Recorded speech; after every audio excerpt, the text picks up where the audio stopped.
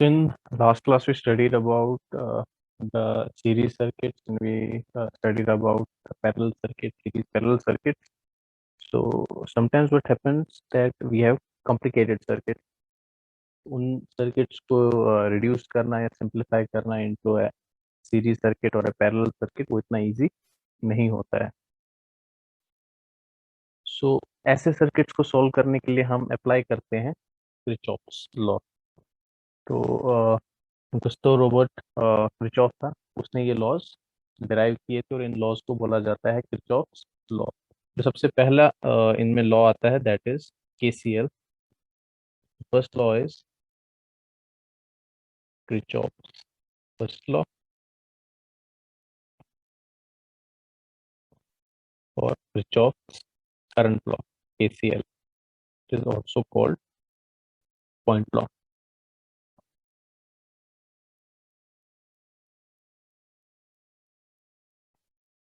So our first law is the Kirchhoff's first law और Kirchhoff's current law या फिर इसको हम पॉइंट लॉ भी बोलते हैं. अकॉर्डिंग टू दिस लॉ किसी भी network of wires carrying currents जो एल्जेब्रिक सम ऑफ करंट्स होता है मीटिंग एट अ पॉइंट और अ जंक्शन इज जीरो, या फिर the sum of incoming currents towards any point is equal to the sum of outgoing current. तो ये एक हमारा पॉइंट है, एक नोड है. तो अगर हम सब करंट्स का सम करेंगे that sum should be equal to zero, या फिर sum of incoming currents should be equal to the sum of outgoing currents. So this law states that algebraic sum of currents entering a node is zero. Node ये point होता है जहाँ पर आपकी जो currents हैं वो divide होती हैं. तो node वो point है जहाँ पर आपका current का division होता है. तो जैसे आप यहाँ पर देखोगे, so this point is a node. तो it states that algebraic sum जब आप इन सब currents का sum करोगे, so algebraic sum of all currents entering a node is zero. इसमें हम incoming currents को पॉजिटिव लेंगे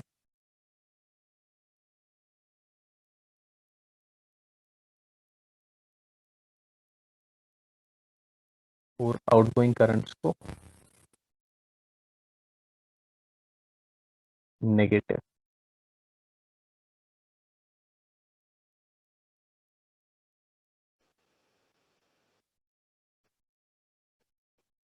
सो incoming currents are, by convention ही हम इनकमिंग करंट्स को पॉजिटिव लेते हैं. सो I1 I2 आउटगोइंग है, सो माइनस I2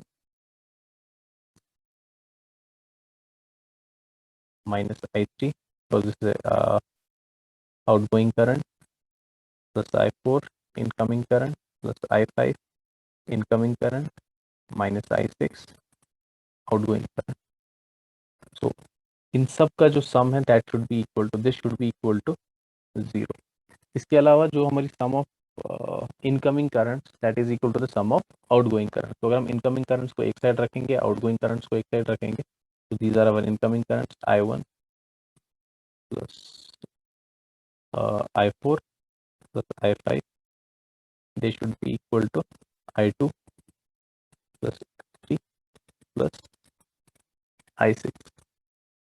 तो यहाँ से आता है हमारा जो we can also state KCL as sum of incoming currents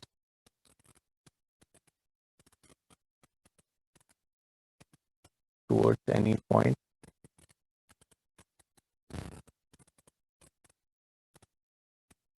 is equal to the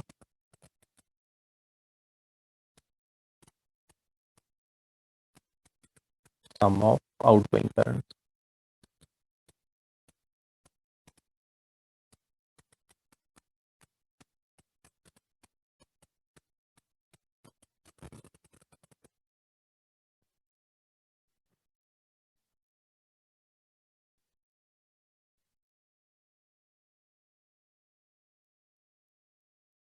So sum of incoming currents towards any point is equal to the sum of outgoing currents away from that point. So this law is called the Kirchhoff's current law, and this law is based on the law of conservation of charge. ये question कभी आ सकता है. This law is based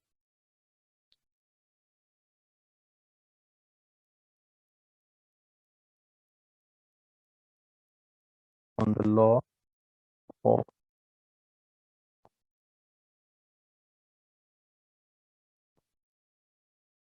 conservation of charge. इसके बाद हमारा second law आता है, that is the Kirchhoff's second law.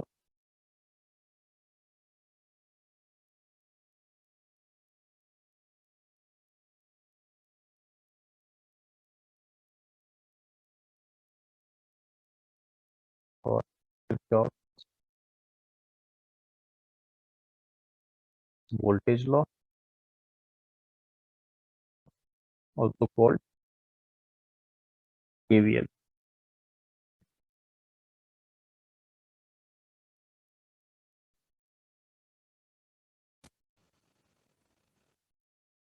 तो जो किरचॉफ सेकंड लॉ है, किरचॉफ वोल्टेज लॉ है, it states that algebraic sum of all voltages in a closed loop is zero. It is based on law of conservation. अगर हमारे पास कोई भी close loop होगा, उसमें हम सारी वोल्टेजेस को अगर ऐड करेंगे तो हमारा जो आंसर होगा दैट विल बी जीरो. सो मैं अगर यहाँ पर एक सर्किट बनाऊंगा, तो ये हमारे पास एक लूप है, एक क्लोज्ड लूप है. तो इसमें अगर हम सब वोल्टेजेस को ऐड करेंगे तो हमारा जो आंसर आएगा दैट विल बी जीरो. तो इसमें कुछ स्टैंडर्ड जो हमारा स्टैंडर्ड नोटेशंस हैं.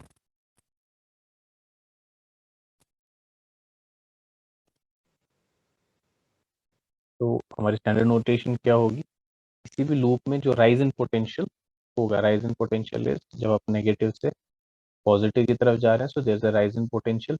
We will consider this as negative and drop in potential. Positive से negative there will be a drop in potential. इसे हम पॉजिटिव ले लेंगे. यहाँ पर जो हमारा ये सर्किट है, ये एक क्लोज सर्किट है. तो इस क्लोज सर्किट में अगर हम किरचॉफ वोल्टेज लॉ अप्लाई करेंगे तो ये हमारे पास एक क्लोज्ड लूप बन रहा है. ये जो हमारे पास है, ये एक क्लोज्ड लूप बन रहा है हमारा. तो हम इसमें ये पॉइंट्स का नाम रख देता हूँ मैं, A B C D. D से स्टार्ट करते हैं. ये क्लोज पाथ है. सबसे पहले हम जा रहे हैं फ्रॉम नेगेटिव टू पॉजिटिव. तो negative to positive is rise in potential, जिसको हमने नेगेटिव लिया है. So minus V. Then resistors में हम कैसे, एक कन्वेंशन आपको याद रखना है, जहाँ से करंट एंटर करेगी उससे आप पॉजिटिव ले लो, और जहाँ से करंट बाहर आ रही है उससे नेगेटिव ले लो. इस तरह जो रेजिस्टर होते हैं उसमें कोई भी नेगेटिव पॉजिटिव एंड नहीं होता है. बट ये सिर्फ हम वोल्टेज, अपनी जो वोल्टेज की पोलैरिटी दिखाने के लिए, वोल्टेज ड्रॉप की पोलैरिटी दिखाने के लिए पॉजिटिव एंड नेगेटिव यहाँ पर दिखाते हैं एज सच. ठीक है, रेजिस्टर जो है उसमें कोई भी पॉजिटिव नेगेटिव एंड नहीं होता है. तो करंट जहाँ से एंटर होगी उससे आप पॉजिटिव लोगे और दूसरे एंड को नेगेटिव. यहाँ से करंट एंटर हो रही है, तो you will take this as positive and this one as negative. तो यहाँ पर क्या हो रहा है, positive to negative drop in potential. Drop in potential को हमने पॉजिटिव लिया, तो this is plus V1 drop in potential plus V2 and this should be equal to 0. This is your Kirchhoff's voltage law.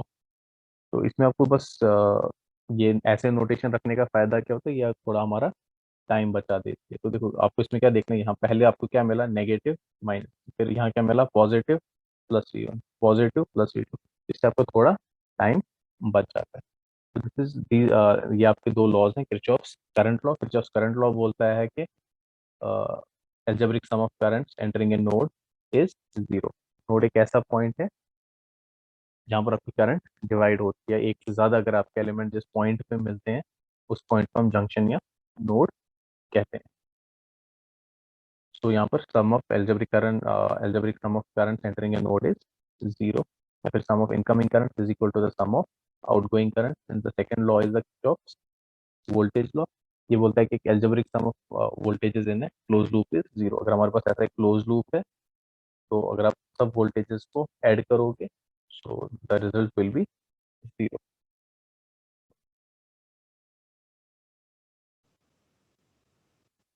तो ये हमारे पास एक circuit है, यहाँ पर वी हैव सोर्स और ऐसे हमारे रेजिस्टर्स लगे हुए हैं। सो ये आपका सोर्स सोर्स जो होता है आपका, उसमें पॉजिटिव से करंट बाहर की तरफ आती है, तो यहाँ से ऐसे करंट आएगी। ये आपके पास एक नोड है, तो यहाँ पर भी करंट डिवाइड हो रही है। यहाँ से जाएगी करंट I1 और यहाँ से जाएगी करंट I2। फिर इस पॉइंट फिर से देखिए, I1 आएगी यहाँ से, I2 यहाँ से, और यहाँ पर हम देखते हैं कि I1 plus I2 is equal to I, और यहाँ से वापस आपका I आ रही। So now we have to find these currents. हमें करंट I1 और I2 करंट का वैल्यू पता करना है। ये जो हमारा पॉइंट है, let me call this point as point A। So apply KCL at point A। जब हम A पॉइंट पे KCL अप्लाई करेंगे तो यहाँ पर हम क्या देख रहे हैं, incoming current is I, outgoing current is I1 and I2। So I will be equal to I1 plus I2।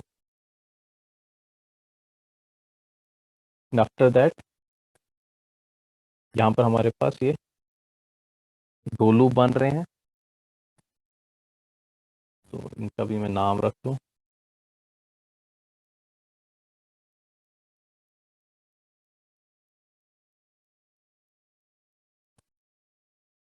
Let me change the names. इसका नाम रखते हैं, इसका नाम B C D E। तो सबसे पहले हमने पॉइंट B पे KCL अप्लाई किया। So I is equal to I1 plus I2। उसके बाद ये हमारे पास, इधर हमारे पास ये दो मैश बन रहे हैं। तो मैश क्या होता है, मैश एक लूप होता है जिसके अंदर और कोई इनर लूप ना हो। तो ये हमारे पास दो लूप्स हैं। अगर आप देखोगे, लूप क्या होता है, एक क्लोज सर्किट होता है। तो क्लोज सर्किट में क्या होगा, आप जिस पॉइंट से स्टार्ट करें वो वापस उसी पॉइंट पे पहुंचते हो, जैसे A B E F and then once again आप ए पे वापस पहुंचे। तो इसे हम एक लूप बोलेंगे। अब मैश क्या होता है, मैश एक स्मॉलेस्ट लूप होता है। मैश एक ऐसा लूप है जिसके अंदर और कोई लूप ना होगा। अगर आप ये देखोगे, हमारे पास एक लूप बन रहा है A B E F A। तो ये आपका एक लूप है या एक मैश है। एक और मैश आपके पास B C D E B वापस, तो ये आपके पास दूसरी मैश है। इसके अलावा एक और आपका लूप बनता है A B C D E F and वापस से ये वाला एक और आपका लूप बनता है। लेकिन इस लूप में आप क्या देख रहे हो, इंटरनली आपके पास दो और लूप्स हैं, तो इसे हम मैश नहीं बोल सकते। मैश क्या होता है, mesh is a loop which does not contain any inner loop. ठीक है, तो सबसे पहले हम क्या करेंगे, हम ये वाली मैश लेंगे ABEF। तो apply Kirchhoff's voltage law to mesh ABEF। तो ये जो आपके पास मैश है ABEF, तो इसमें हम किरचॉफ्स वोल्टेज लॉ अप्लाई करेंगे। तो अभी देखो, यहाँ से करंट एंटर कर रही है, so this is positive, this is negative. Once again यहाँ से करंट एंटर कर रही है, this is positive, this is negative. तो सबसे पहले हम क्या करेंगे, इस मैश ABEF में किरचॉफ्स वोल्टेज लॉ अप्लाई करेंगे। तो जैसे हम इसमें किरचॉफ्स वोल्टेज लॉ अप्लाई करेंगे, तो हमारे पास क्या आ रहा है, -10 plus 2I plus 4I1, this is equal to 0। Kirchhoff's voltage law क्या कहता है कि अगर कोई भी हमारे पास एक लूप है, तो उसमें sum of voltages is equal to 0। तो यहाँ से negative to positive, voltage rise को हम नेगेटिव ले रहे हैं। उसके बाद देखो, जो हमारी वोल्टेज होती है V is equal to I R, और यहाँ पर हमारा 2 है, करंट हमारी I है, सो प्लस 2i। मतलब अगेन यहाँ पर r हमारा 4 है, करंट i1 है, so plus 4i1 is your second equation.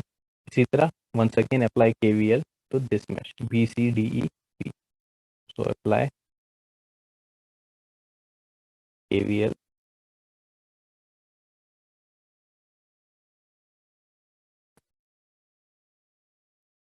to mesh B C D E B. Positive, negative, positive, negative.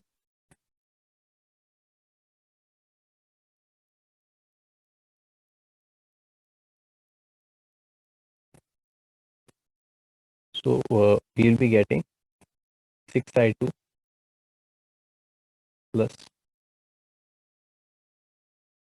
4i2। हम यहाँ से स्टार्ट कर रहे हैं, 6i2 plus 4i2 minus 4i1,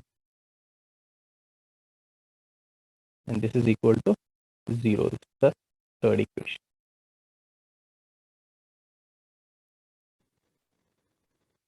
So this is equal to 10i2 minus 4i1, and this is equal to 0. इस जगह पे इसको ले लो equation 3।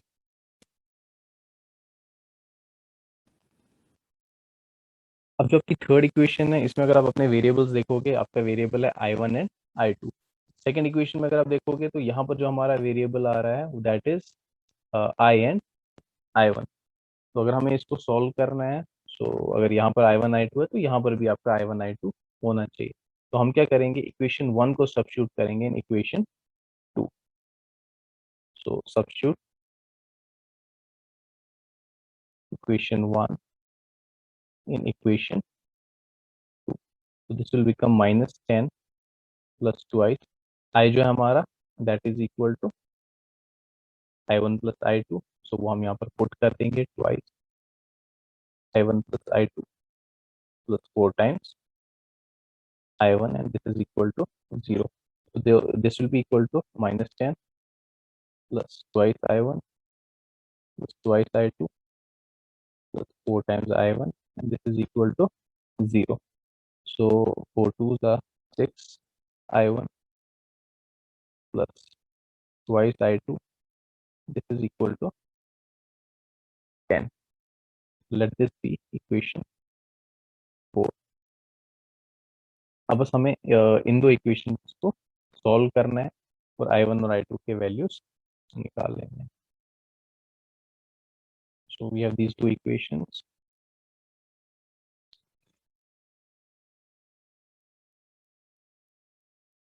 Then i2 minus 4i1 equal to 0 and 6i1 plus 2i2 equal to 0। अब इसमें आपको क्या करना है, वो मल्टीप्लाई कर लो और एक जो वेरिएबल है उसको एलिमिनेट कर लो। तो जब उसको हम सॉल्व करेंगे i1 will be equal to, so upon solving you can solve it at your own pace। so when you solve it i1 will be equal to 25 by 17 ampere. तो फिर उसको सब्स्टिट्यूट कर दो इनमें से किसी एक इक्वेशन में, and i2 will be equal to 10 upon 17 ampere. तो हमारे पास ये जो ब्रांच करंट थी i1 एंड i2 वो हमें मिल गई। और जो हमारी करंट i है, जो सोर्स करंट है हमारी, source current i that is equal to i1 plus i2, that is equal to 35 by 17 ampere. तो ये हमारी करंट्स जो हमने फाइंड की है यूजिंग KCL एंड KVL।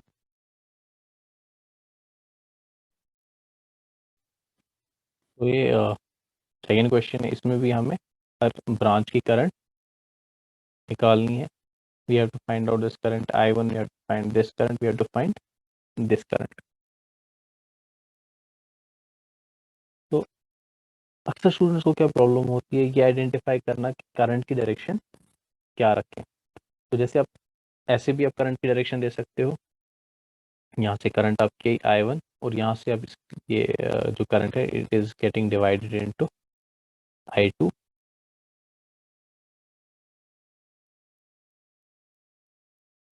और देखो ये वाली करंट अब कितनी होगी। हम चाहते हैं कि हमारे जो हमारा इक्वेशन है इसमें जो नंबर ऑफ वेरिएबल्स हैं ये कम आ जाए। तो अगर इस पॉइंट पे हम KCL अप्लाई करेंगे तो यहाँ पर हम क्या देखते हैं, इनकमिंग करंट है I1, आउटगोइंग करंट है I2 और आउटगोइंग करंट है ये वाली, यहाँ पर क्वेश्चन मार्क है। तो this current is equal to I1 minus I2। तो ये जो करंट आपकी यहाँ पर आ रही है this is I1 minus I2। इससे हमने क्या कर लिया, जो हमारा क्वेश्चन है इसमें नंबर ऑफ वेरिएबल्स जो थे उसे हमने कम कर लिया। ऐसे आपकी करंट की डिस्ट्रीब्यूशन हो सकती है। आप ऐसे भी करंट को डिस्ट्रीब्यूट कर सकते हो।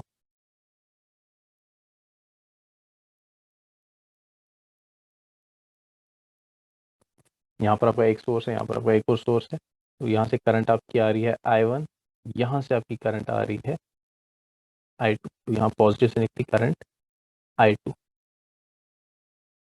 इस केस में क्या होगा, ये देखो ये जो दो करंट्स हैं आपकी they are incoming currents, this should be equal to the outgoing current. तो इनकमिंग करंट कितनी है I1 plus I2, this should be equal to the outgoing current. तो यहाँ से जो करंट आपकी आ रही है that is I1 plus I2।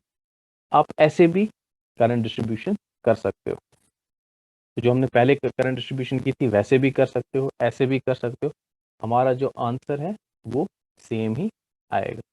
तो पहले हम इस डिस्ट्रीब्यूशन के साथ कर लेते हैं। तो यहाँ से जो करंट हमारी थी दैट इज I2, ये जो करंट है दिस इज I1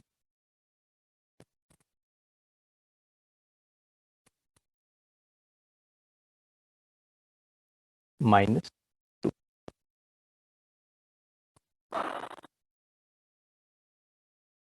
सबसे पहले हम क्या करेंगे, वी विल अप्लाई, इसके नाम हम रख देते हैं लूप के A B C D E F। सबसे पहले हम ये वाला लूप लेंगे ABEF। तो अप्लाई KVL।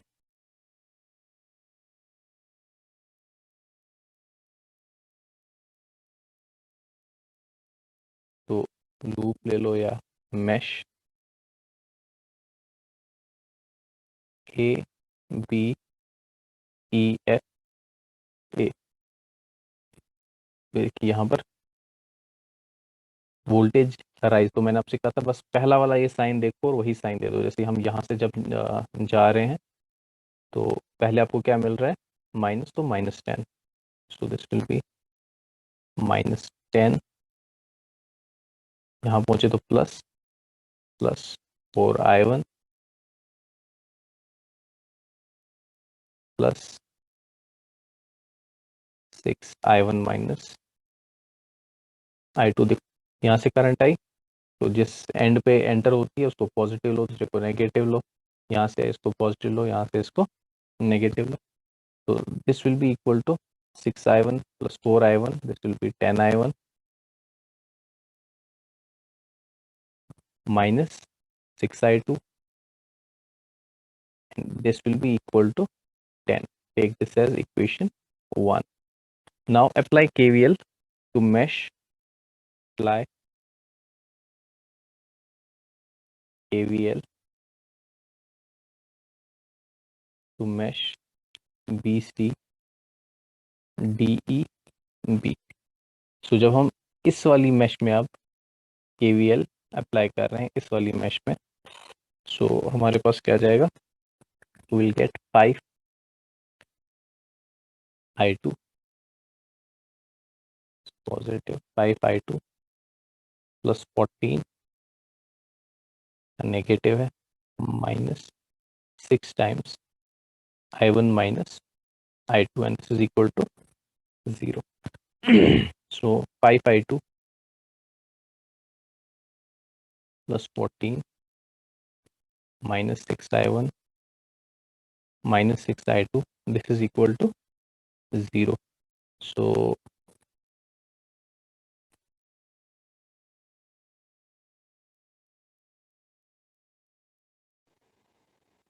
ये माइनस और माइनस से प्लस हो जाएगा. So we are having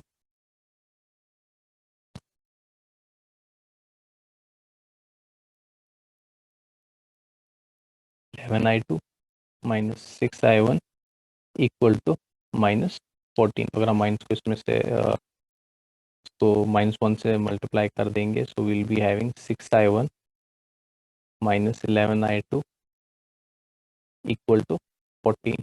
take this as equation 2. तो ये दो हमारे पास इक्वेशंस आ गई. इन दो इक्वेशंस को हम सॉल्व करके i1 और i2 का वैल्यू निकाल लेंगे. तो एक तो हमारे पास आ रहा था, इस इक्वेशन को आप 3 से मल्टीप्लाई कर दो, so this will become 30i1 minus 18i2 equal to 30. इसे हमने क्या कर दिया, मल्टीप्लाई बाय 3, और इसको कर दो multiply by 5. So this will become 30i1 minus 55i2 equal to 70. और अब इन दोनों को सब्ट्रैक्ट कर दो. तो जैसे हम सब्ट्रैक्ट करेंगे ये कैंसिल हो जाएगा. -18i2 minus times 55, so this will be 37 times i2. 30 minus 70, so this will be -40. so i2 जो है हमारी that is -40/37. तो आप बोलोगे सर ये माइनस का क्या मतलब है. इस माइनस का मतलब है कि जो हमने करंट की डायरेक्शन ली है, ओरिजिनल करंट जो है वो इसकी अपोजिट डायरेक्शन में फ्लो कर रही है.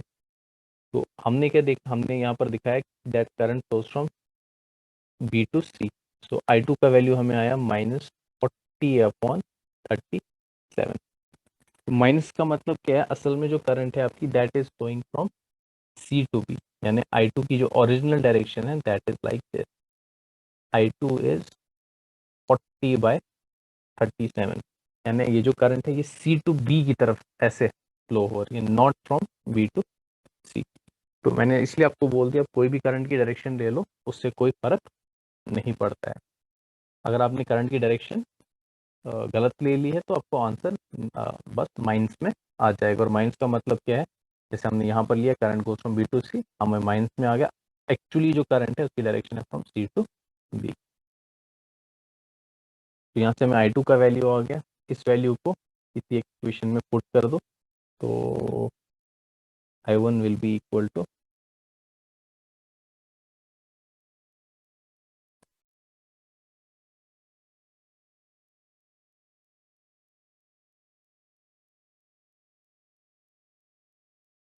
-40/37 को किसी भी एक इक्वेशन में पुट कर दो. तो उसको फर्स्ट इक्वेशन में पुट करते हैं, that was 10i1 -6i2 equal to 10. तो इसमें हम ये अगर पुट कर देंगे तो 10i1 -6 माइनस माइनस प्लस हो जाएगा 40/37 इक्वल टू 10.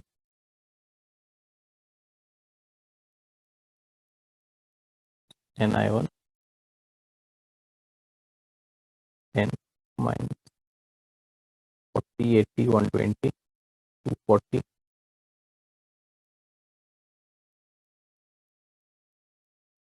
370 minus 240/37. ये 10 यहाँ जाएगा, so this will become 70, so this will be 130/370. this cancel हुआ, तो 13/37 एम्पेयर आ गया हमारा I1. I1 का वैल्यू भी मिल गया हमें. अब यहाँ पर जो हमें करंट है वो पॉजिटिव मिली है 13/37, सो दिस इज पॉजिटिव, यानी हमारे हमने जो करंट की डायरेक्शन ली है that is correct. This is 13/37, this -40/37, और ये I1 माइनस I2 का भी हम वैल्यू निकाल सकते हैं.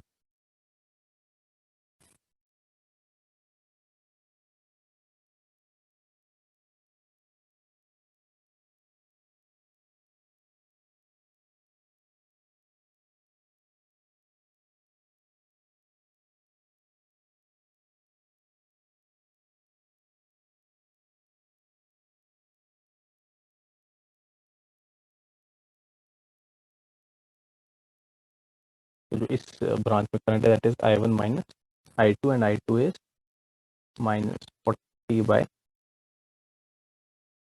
37, so this is equal to 53 by 37 ampere.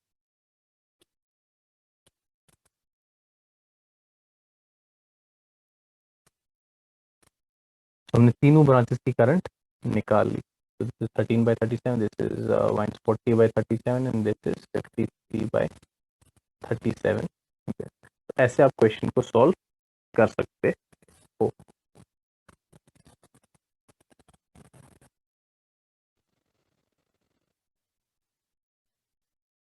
So this is about your Kirchhoff's current law, Kirchhoff's voltage law।